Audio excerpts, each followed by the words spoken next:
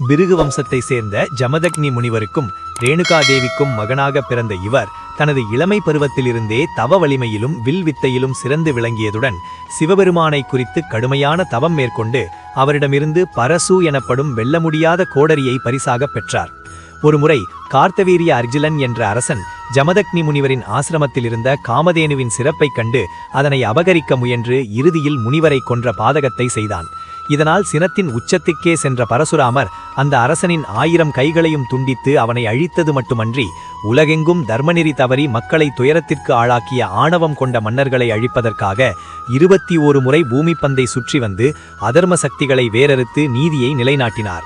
இவருடைய வாழ்வின் மற்றொரு சிறப்பம்சம் என்னவென்றால், தனது கடமையை முடித்த பிறகு ஒட்டுமொத்த பூமியையும் காசியப முனிவருக்கு தானமாக அளித்துவிட்டு தவம் செய்வதற்காக கடலிலிருந்து கேரளா மற்றும் கொங்கட பகுதிகளை தனது கோடரியை வீசி மீட்டெடுத்தார் என்பது வரலாறாகும்.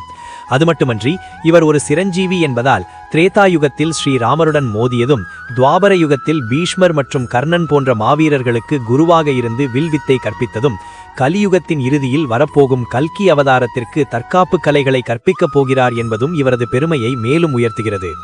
இன்றும் மகேந்திரமலையில் தவம் புரிந்து கொண்டிருக்கும் இந்த மகாவிஷ்ணுவின் அம்சம் கோபம் என்பது அநீதிக்கு எதிராக பாயும் போது அது தர்மமாக மாறுகிறது என்பதையும், அதிகாரம் யாரிடமிருந்தாலும் அது அறத்திற்கு உட்பட்டே இருக்க வேண்டும் என்பதையும் உலகுக்கு உணர்த்திக் கொண்டிருக்கிறது.